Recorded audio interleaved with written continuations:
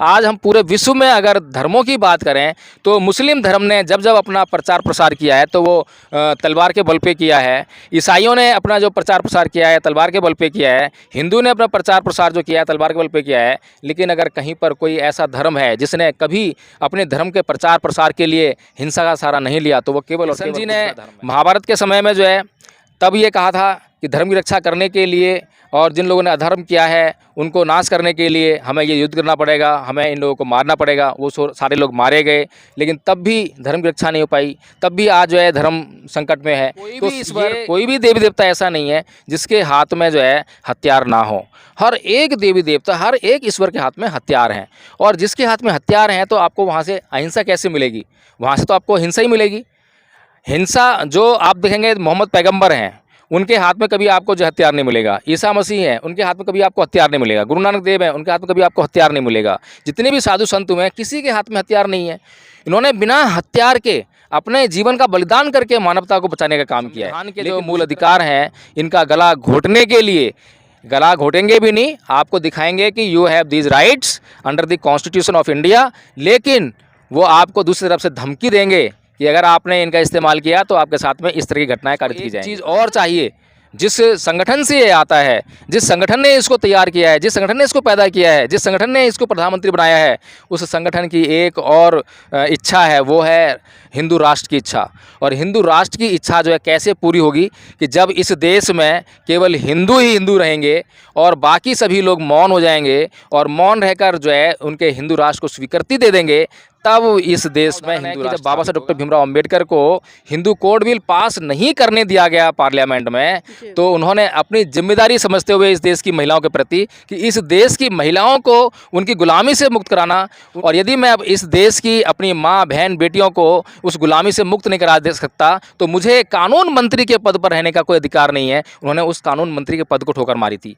क्या इतनी नैतिकता इस देश के उस मुखिया के अंदर जिंदा बची है? मणिपुर की बेटियां आप कह रहे हैं कि वो भारत की बेटियां हैं, तो मैं ये सोचता हूं कि पूरे भारत में शोक की लहर क्यों नहीं है? पूरा भारत जो है शोकग्रस्त क्यों नहीं है? आज किसी के भी फंक्शन में जो है गाने बजाने क्यों हो रहे हैं? आज पूरे देश में जो है प्रदर्शन क्यों नहीं हो रहे हैं? वहाँ पर से चीत्कार क्यों नहीं निकल रही है? मणिपुर की जो बेटियां, जिनकी बेटियां गई हैं, जिनकी माएँ गई हैं, जिनकी पत्नियों के साथ में ऐसी भद्रता हुई है, उन्हीं के भीतर से चीत्कार क्यों निकल रही है? ये पीड़ा जो है पूरा भारत क्यों नहीं महसूस कर रहा है? जिस दिन नीलम जी ये पीड़ा जो है पूरा भारत महसूस करने लगेगा, उस दिन मैं ये सोचता हूँ कि फिर दोबारा से मणिपुर जैसी घटनाएं, गोधरा कांड जैसी घटनाएं दोबारा से घटित नहीं होंगी। क्योंकि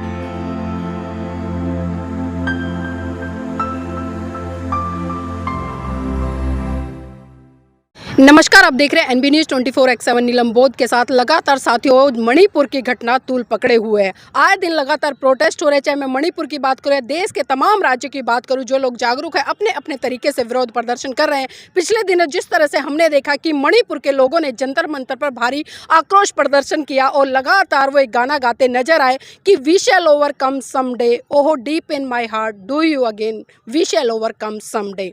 अर्थात कि हम होंगे कामयाब एक दिन, मन में है विश्वास, पूरा है विश्वास, हम होंगे कामयाब। सर, इस तरह के नारे और इस तरह की संवेदनाएं और इस तरह के गाने लगातार जंतर मंतर पर गूंज रहे हैं उन बेटियों के इंसाफ के लिए, लेकिन आज गूंगी बहरी सरकार क्यों नहीं इस पर मुंह खोल रही है? देखिए नीलम जी, बहुत ही भीभत्स हत्याकांड और अपराध जो है वो वहाँ पर मणिपुर में घटित हुए और पिछले 3 महीने से ये घटनाएं वहाँ घट रही थी। और बड़ा ताज्जुब का विषय है कि पूरा देश जो है, मणिपुर कोई छोटा मोटा राज्य नहीं है, बहुत बड़ा राज्य है, और वहाँ पर होने वाली इतनी भयानक घटनाओं से अनभिज्ञ था। पूरे देश को पता ही नहीं है कि मणिपुर में क्या घट रहा है, मणिपुर में बेटियों के साथ में क्या घटना घट रही है, किस तरह से उनको जो है निर्वस्त्र करके जो है उनकी परेड कराई जा रही है। तो ये तो सरकार जो है साफ साफ उसका षड्यंत्र नज़र आता है। जिस प्रकार से गोधरा कांड हुआ था, और गोधरा कांड में मुस्लिम्स के अंदर जो है भय पैदा करने के लिए उन्होंने बोगी की बोगी जला दी थी। वहाँ पर जो है पूरे जो राज्य था गुजरात राज्य जो है, पूरे गुजरात राज्य में मतलब जो है हिंसा का तांडव हमें देखने को मिला था। और बिल्किस बानो को अभी तक देश भूला नहीं है। अभी उस सुप्रीम कोर्ट में जब आरोपियों ने याचिका दायर की तो जो उनका राज्य है, गुजरात राज्य है, उसने उसको मंजूरी दे दी और वो जो है जेल से रिहा हो गए और आज जो है वो खुले घूम रहे हैं। और वो 12 जो बलात्कारी थे जिन्होंने बिल्किस बानो से बलात्कार किया, उसकी 6 महीने की बेटी को जो ज़मीन पर के मार दिया, उसके पति के सामने उसका बलात्कार किया, तो उसकी हालत क्या होगी, ज़रा सोचने की ज़रूरत है। और जब हम कह रहे हैं कि मणिपुर की बेटियों के साथ में ऐसी अभद्र घटनाएं घटी हैं जो कि सहनशीलता की जो पराकाष्ठा है, जो उसकी सीमा है, उससे बाहर हैं। अगर मणिपुर की बेटियां आप कह रहे हैं कि वो भारत की बेटियां हैं, तो मैं ये सोचता हूँ कि पूरे भारत में शोक की लहर क्यों नहीं है, पूरा भारत जो है शोकग्रस्त क्यों नहीं है। आज किसी के भी फंक्शन में जो है गाने बजाने क्यों हो रहे हैं, पूरे देश में जो है देश के पूरे जो जितने भी शहर हैं, गांव हैं, वहाँ पर प्रदर्शन क्यों नहीं हो रहे हैं, वहाँ पर से चीत्कार क्यों नहीं निकल रही है। मणिपुर की जो बेटियाँ, जिनकी बेटियाँ गई हैं, जिनकी माएँ गई हैं, जिनकी पत्नियों के साथ में ऐसी अभद्रता हुई है, उन्हीं के भीतर से चीत्कार क्यों निकल रही है। ये पीड़ा जो है पूरा भारत क्यों नहीं महसूस कर रहा है। जिस दिन नीलम जी ये पीड़ा जो है पूरा भारत महसूस करने लगेगा, उस दिन मैं ये सोचता हूँ कि फिर दोबारा से मणिपुर जैसी घटनाएं, गोधरा कांड जैसी घटनाएं दोबारा से घटित नहीं होंगी, क्योंकि लोग सोचेंगे, विचार करेंगे, और जब उनको ढूंढेंगे उन कारणों को जो है, तो उन कारणों को नष्ट करके जो है फिर दोबारा से उन कारणों को उत्पन्न नहीं होने देंगे। लेकिन समस्या ये है नीलम जी, एक तो ये दुष्ट सरकार जो मतलब कि पिछले 3 महीने से उसने किस तरीके से उसको प्लान किए हुए है कि पिछले 3 महीने से भनक तनक पड़ी है पूरे भारत को जो है। इतना बड़ा भारत है, इतना विशाल भारत है, 130 करोड़ की आबादी इस देश में है, और मणिपुर भी कोई छोटा मोटा राज्य नहीं है, उसमें लगभग 40-45 लाख लोगों की आबादी है। वहाँ पर किस तरह से उन्होंने सुनियोजित योजना के तहत जो है क्या षड्यंत्र रचा है कि 3 महीने तक पूरे देश को पता ही नहीं चला कि उनके एक हिस्से में क्या घटना घट रही है। तो नीलम जी, सबसे पहले तो इस देश के लोगों के अंदर जो है वो संवेदनाएं उत्पन्न होना बहुत ज़रूरी है। उन्हें पता होना चाहिए कि मणिपुर में जो बेटी शर्मसार हो रही है वो मणिपुर की बेटी नहीं है, वो पूरे भारत की बेटी है, और पूरे भारत को उस पर चीत्कार करना चाहिए। सर, जिस तरह से हम देख रहे हैं, जैसे मणिपुर का जो प्रकरण है वो सामने आया, तो हमने देखा विपक्षी पार्टियों ने तो इस पर हल्ला बोला, लेकिन अगर मैं धार्मिक संगठनों की बात करूं, चाहे मैं विश्व हिंदू परिषद हो या करणी सेना हो या तमाम हिंदुओं के जो संगठन है, वो इस पर आज भी चुप्पी साधे बैठे। क्या उनके अंतरात्मा मर चुकी है? क्या वो किसी व्यक्ति की या किसी बेटी की पीड़ा को नहीं समझ पा रहे हैं? देखिए, पहली बात तो ये है कि ये जितने भी संगठन हैं जो धर्म के नाम पर जो है अधर्म कर रहे हैं इस देश में, इनका धर्म से कोई लेना देना है ही नहीं। ये कोई धार्मिक कार्यों में लिप्त नहीं है। धार्मिक होते और अगर ये देशभक्त होते, अगर इनके अंदर राष्ट्रवाद की थोड़ी सी भी भावना होती, तो ये भी जो है अपना झंडा और डंडा लेकर जो है जंतर मंतर पर पहुंच गए होते, अपने गली मोहल्लों में प्रदर्शन कर रहे होते, इस सरकार को जो है उखाड़ फेंकने की आज जो है वो बात कर रहे होते, आज इस सरकार को कुछ ना कुछ धमक दे रहे होते। और सबसे बड़ी बात तो ये है नीलम जी कि जो इस देश का जो मुखिया है, उसकी आंखों में जरा सी भी शर्म है क्या? अब तक उसने इस्तीफ़ा क्यों नहीं दिया है? हमने नीलम जी बहुत सारी घटनाएं भूतकाल में देखी हैं कि कोई रेल दुर्घटना हो गई है, मामूली सी रेल दुर्घटना का उसकी जिम्मेदारी लेते हुए रेल मंत्री ने जो है अपने पद से इस्तीफ़ा दे दिया। इसी प्रकार से हमने जो है बहुत सारे ऐसे मतलब इस्तीफे देखे हैं जिन्होंने अपनी जिम्मेदारी का बड़ा उदाहरण है कि जब बाबा साहब डॉक्टर भीमराव अंबेडकर को हिंदू कोड बिल पास नहीं करने दिया गया पार्लियामेंट में, तो उन्होंने अपनी जिम्मेदारी समझते हुए इस देश की महिलाओं के प्रति कि इस देश की महिलाओं को उनकी गुलामी से मुक्त कराना मेरा ये कर्तव्य है, और यदि मैं अब इस देश की अपनी माँ बहन बेटियों को उस गुलामी से मुक्त नहीं करा दे सकता तो मुझे कानून मंत्री के पद पर रहने का कोई अधिकार नहीं है। उन्होंने उस कानून मंत्री के पद को ठोकर मारी थी। क्या इतनी नैतिकता इस देश के उस मुखिया के अंदर जिंदा बची है? तो नीलम जी, यहीं से हमें समझ जाना चाहिए कि ये जो देश का जो चौकीदार कहता है अपने आप को कि मैं इस देश का चौकीदार हूँ, ये चौकीदार नहीं है, ये बल्कि उसका जो है भक्षक है, उसको जो है सत्ता का भूखा है। इसको केवल और केवल सत्ता चाहिए, और सत्ता ही नहीं चाहिए बल्कि इसको एक चीज़ और चाहिए। जिस संगठन से ये आता है, जिस संगठन ने इसको तैयार किया है, जिस संगठन ने इसको पैदा किया है, जिस संगठन ने इसको प्रधानमंत्री बनाया है, उस संगठन की एक और इच्छा है, वो है हिंदू राष्ट्र की इच्छा। और हिंदू राष्ट्र की इच्छा जो है कैसे पूरी होगी कि जब इस देश में केवल हिंदू ही हिंदू रहेंगे और बाकी सभी लोग मौन हो जाएंगे और मौन रहकर जो है उनके हिंदू राष्ट्र को स्वीकृति दे देंगे, तब इस देश में हिंदू राष्ट्र स्थापित होगा। इस कदम की तरफ जो है धीरे धीरे पहले गोधरा कांड उन्होंने कारित किया और जो मुस्लिम समुदाय था उसके अंदर बहुत बड़ा भय व्याप्त कराया, और आज हम देखते हैं कि इस देश का जो मुसलमान है हिंदू से कितना सहमा रहता है। इसी प्रकार से अब ये जो जातीय हिंसा हुई है, मैतेई समाज है, कुकी समाज है, नगा समाज है। मैतेई समाज यहाँ बहुसंख्यक समाज है, 60 में से 40 विधायक उसके आते हैं, बाकी के जो 20 विधायक हैं उसमें से कुकी और नगा विधायक हैं। ये जो कुकी और नगा हैं इनके पास जो है जो पहाड़ी इलाके हैं उनमें ज़मीन है, और बहुत बड़े इलाके हैं ये। तो उन इलाकों पर, क्योंकि ये जो कुकी और नगा हैं ये हिंदू नहीं है, बल्कि मैतेई जो हैं वो बहुसंख्यक हिंदू हैं वो जो है, और ये कुकी और नगा जो हैं ये ईसाई समुदाय हैं। तो ये ईसाई समुदाय हैं। अब ईसाई धर्म के ऊपर पहले भी हमले होते आए हैं, और ये जो इस तरह का जो तांडव किया गया है, ये तांडव सिर्फ़ और सिर्फ इसलिए है कि जो कोई भी हिंदू राष्ट्र के मार्ग में बाधा बनेगा उसको हम जो है इस तरीके से जवाब देंगे।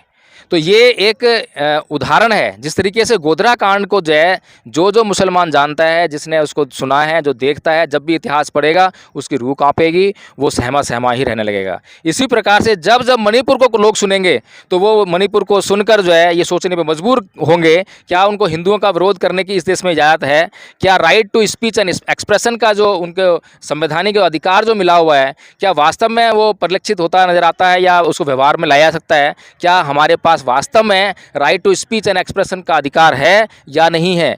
तो इस तरह से नीलम जी, ये जो संविधान के जो मूल अधिकार हैं, इनका गला घोटने के लिए, गला घोटेंगे भी नहीं, आपको दिखाएंगे कि you have these rights under the constitution of India, लेकिन वो आपको दूसरी तरफ से धमकी देंगे कि अगर आपने इनका इस्तेमाल किया तो आपके साथ में इस तरह की घटनाएं कारित की जाएंगी। सर, जिस तरह से हम सोशल मीडिया पर देख रहे हैं, जो भाजपा समर्थक है या मोदी समर्थक है या आरएसएस समर्थक है, वो लोग लगातार ये कहते नजर आ रहे हैं कि एक दो घटनाएं घट गई तो क्या बवाल मच गया, मोदी जी जो इतना विकास कर रहे हैं उस पर कोई ध्यान क्यों नहीं दे रहा? सही कह रहे हैं नीलम जी, क्योंकि जब पुष्यमित्र संघ ने जब एक बौद्ध भिक्षु का सर काट कर लाने पर 100 स्वर्ण मुद्राएं जब उपहार में घोषणा की थी इस बात की जो है, तो जो आज सरयू नदी जिसे कहते हैं, जो केवल अयोध्या में थोड़े से इलाके में बहती है, तो वो जो है बौद्ध भिक्षुओं के कटे हुए सरों से युक्त हो गई थी, इसलिए उसको सरयुक्त नदी कहा गया। फिर बाद में सरयू नदी वो हो गई धीरे धीरे जो है। तो ये जो भीभत्स अत्याचार हिंदुओं के इतिहास में, हिंदू धर्म के इतिहास में पहली घटना नहीं है। इस देश पर जब ये लोग बाहर से आए और बाहर से आकर इन लोगों ने इस देश के मूल निवासियों पर आक्रमण किए, तब भी उनके साथ में इस तरह की भीभत्स घटना इन्होंने कारित की थी। तो ये तो इनके इतिहास में है, इनकी संस्कृति में है। इनकी संस्कृति में हिंसा ही हिंसा है, हिंसा के अलावा इनकी संस्कृति में कुछ भी नहीं है।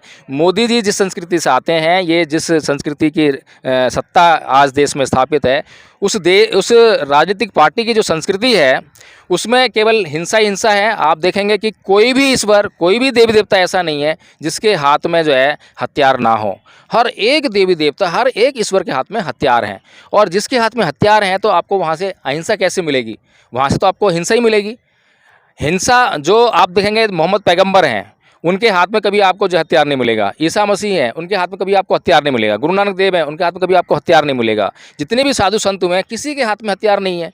इन्होंने बिना हथियार के अपने जीवन का बलिदान करके मानवता को बचाने का काम किया है। लेकिन दूसरी तरफ ये ईश्वर हैं जिनके पास चमत्कारों की शक्तियाँ हैं, सब कुछ है, लेकिन तब भी वो इस मानवता को बचाने के लिए, धर्म रक्षा करने के लिए अहिंसा का सहारा नहीं लेते हैं, हिंसा से ही लोगों को मारने का काम करते हैं। उसके बाद भी इनका धर्म आज भी खतरे में है।